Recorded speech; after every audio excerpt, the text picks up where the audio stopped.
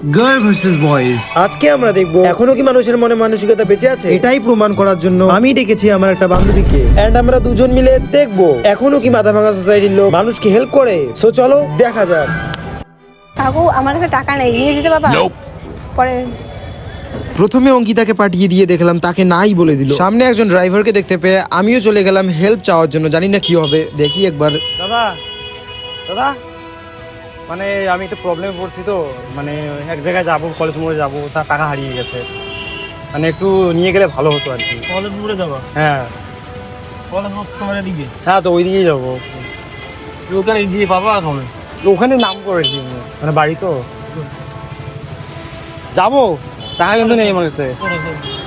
অনেকক্ষণ ড্রাইভারকে বোঝানোর পর সে বলল যে হ্যাঁ চড়তে পারো গাড়িতে, নো প্রবলেম। কিন্তু আমি গাড়িতে না চড়ে তাকে বলে দিলাম যে এটা একটা ছিল সোশ্যাল এক্সপেরিমেন্ট, যেখানে আমি র্যান্ডম মানুষদের গিয়ে হেল্পের জন্য বলবো, তারা কি না বা হ্যাঁ বলবো। প্রথম রাউন্ডেই অঙ্কিতাকে পাঠিয়ে দিয়েছিলাম, কিন্তু তাকে ড্রাইভারটা না বলে দিয়েছিল। জানি না এবার কি হবে, চলো দেখা যাক।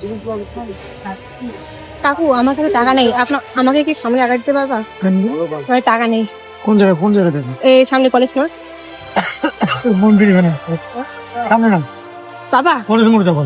বস বস।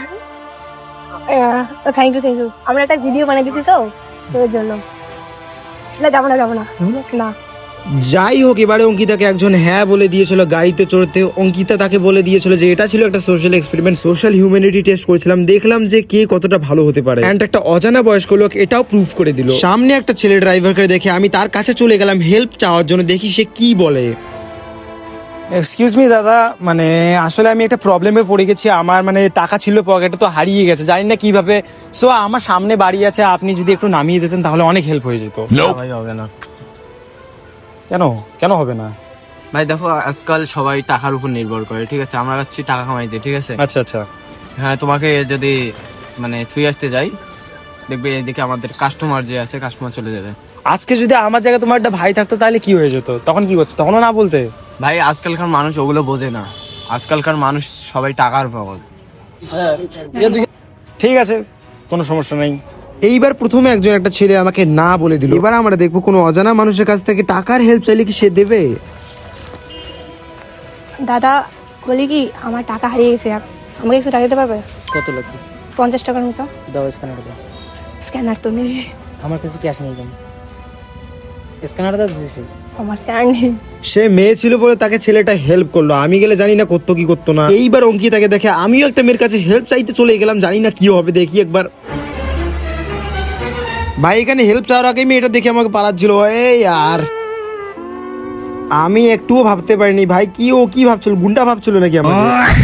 এবার অঙ্কিতাকে আমি পাঠিয়ে দিলাম দুটো ছেলের কাছে কিছু হেল্প চাইতে, টাকার হেল্প। সে বলবে যে পার্কে আমার টাকা হারিয়ে গেছে, এন্ড ছেলে দুটো ওখানে কিছু কথা শোনার পর তারা টাকা বার করে দিল এন্ড রেডি হয়ে গেল তাকে হেল্প করার জন্য। আমি আগে থেকেই জানতাম যে একটা মেয়ে বলে তার জন্যই তাকে সবাই হেল্প করে, কিন্তু ওই জায়গায় যদি একটা ছেলে হয় না, ওই ছেলে দুটোর কাছে যদি আমি যেতাম তাহলে অবশ্যই তারা মানা করে দিত, কারণ আজকালকার রিয়েলিটিটাই হচ্ছে এরকম। কথায় আছে না, লেডিস ফার্স্ট, সেটাই। তো গাইজ ফাইনালি আমরা 50 টাকা পেয়ে গেছি, আর ছেলে দুটো খুবই ভালো ছিল, আমাদের দিয়েছে, দিয়ে দেবো রিটার্ন। একটা ভিডিও ছিল। এক্সকিউজ মি, বলুন। মানে আমি একটা প্রবলেমে পড়ে গেছি, তো একটু হেল্প করলে ভালো হতো আর কি। মানে আমার টাকা হারিয়ে গেছে আর কি, মানে কোথায় যে কোন পকেটে রাখছি সেটাও জানি না, টাকাও পাচ্ছি না। বাড়ি যাবো, শীতলকুচি আমার বাড়ি, সো ভাড়ার টাকাটা লাগতো, দিলে একটু ভালো। আমার কাছে তো পয়সা নেই। পয়সা নেই? না। 10 টাকা হবে না? ওর কাছে যাও। কার কাছে যাবো? ওর কাছে? কার কাছে? ও ওইদিকে? আচ্ছা থাক, কোনো ব্যাপার না। মেয়েটার হেল্প করার ইচ্ছে ছিল, কিন্তু সে করতে পারলো না, কারণ তার কাছে টাকাই ছিল না। তো আর কি, আমিও চলে আসলাম ফিরে। দিদি বলি কি, একটা হেল্প লাগতো। আমার না পার্কে টাকা হারিয়ে গেছে, আমাকে কি 50 টাকা দিতে পারবে? আমি তো টাকা কিনে খরচা করে নিয়ে আসলাম। টাকা নেই? ঠিক আছে। ব্যাক টু ব্যাক এতগুলো রিজেকশন পাওয়ার পর আমার ইচ্ছাই করছিল না যে মানুষের কাছ থেকে আমি হেল্প চাই। এক্সকিউজ মি দাদা, মানে আমি আসলে একটা প্রবলেমে পড়ে গেছি। আমার বাড়ি হচ্ছে শীতলকুচি, আপনি যদি কিছু টাকা দিতেন তাহলে হেল্প হয়ে যেত।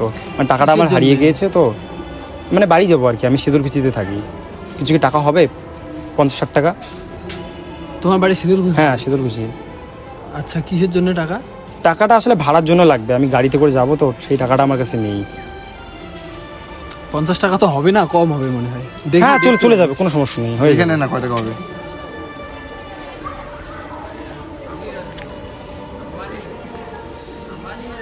20 টাকা আছে। Thank you. হ্যাঁ হয়ে চলে যাবে, থ্যাংক ইউ টাকা নেই তো, হেল্প করার 20 জন্য। টাকা হ্যাঁ ছিল। ঠিক আছে, থ্যাংক ইউ। কিন্তু তোমরা কোথাও যাবে না, তোমরা অবশ্যই ভিডিওটাকে লাইক করে দেবে, সাবস্ক্রাইব এভরিওয়ান।